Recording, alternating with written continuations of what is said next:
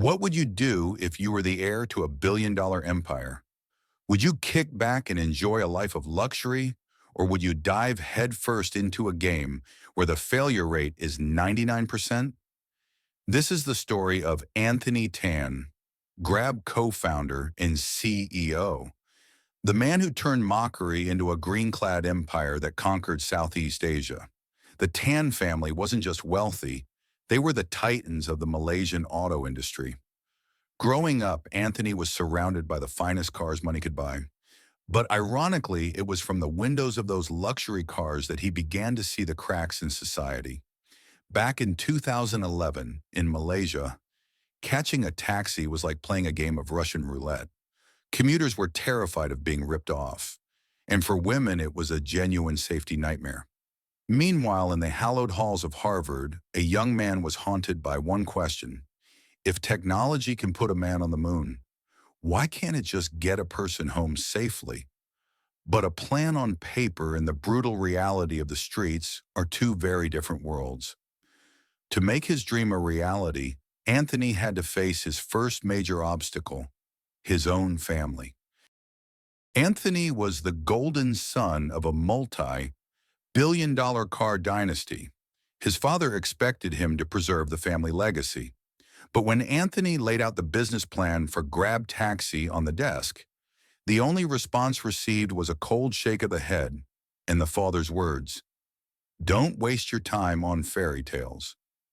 Get back to running the company." It wasn't just a rejection, it was an ultimatum. Choosing Grab Taxi meant walking away from the family's fortune and protection. Standing at that crossroad, Anthony chose the road less traveled. He stripped off his silk tie and walked out of his father's office with nothing but raw grit. No longer sheltered by the Tan Chong name, Anthony began his journey on the smog-filled curbs of taxi stands, where the smell of exhaust and street grit replaced the air-conditioned boardrooms. But how do you convince veteran taxi drivers, men who only trusted cold hard cash, to bet on a digital app? The answer lay in a level of persistence that most people would call insanity. Picture this, a Harvard-educated heir, a man who never had to worry about a dime, now standing in the grimiest taxi stands of Kuala Lumpur under a scorching 100-degree sun. Anthony wasn't there to observe. He was there to hustle. But the drivers didn't see a savior.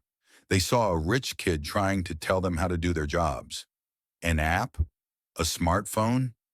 We can barely afford gas, let alone your high-tech toys. The insults and rejections were constant.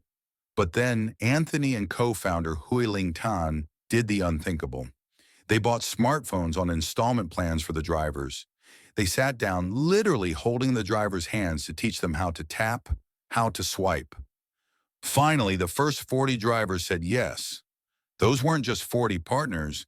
They were 40 test subjects for a total revolution. In 2013, a massive storm hit Southeast Asia. Uber, the Silicon Valley titan with bottomless pockets, officially declared war. Most people believed Grab would be crushed within months. Uber had the superior tech, billions of dollars, and a reputation for swallowing every market they entered. But Anthony Tan understood something the minds in San Francisco didn't: local insight. While Uber strictly required credit cards, Anthony doubled down on cash payments, knowing that most people in the region didn't even have a bank account. While Uber focused on sleek cars, Grab launched Grab Bike to navigate the suffocating traffic in narrow alleys of Jakarta and Saigon. The war of attrition was brutal, but finally in 2018, the unthinkable happened. Uber retreated from Southeast Asia, selling its entire regional business to Grab. It wasn't just a financial victory, it was a win for local grit over global expansion. From a simple taxi-hailing app, Grab evolved into a super app, covering everything from food delivery to financial services.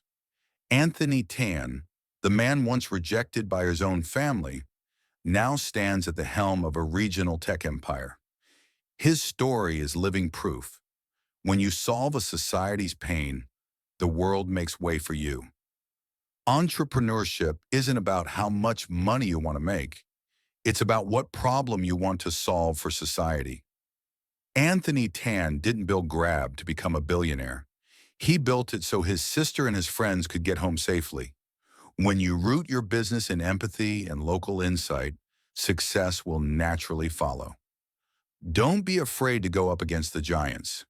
Uber might have had more money, but they didn't have the deep local connection that Grab did. In business, it's not always the strongest who wins, but the one most adaptable and most in tune with the people. Finally, trust your vision even when the whole world, even your own family, turns their back on you. The only difference between a dreamer and a builder is the grit to keep going in your darkest hours.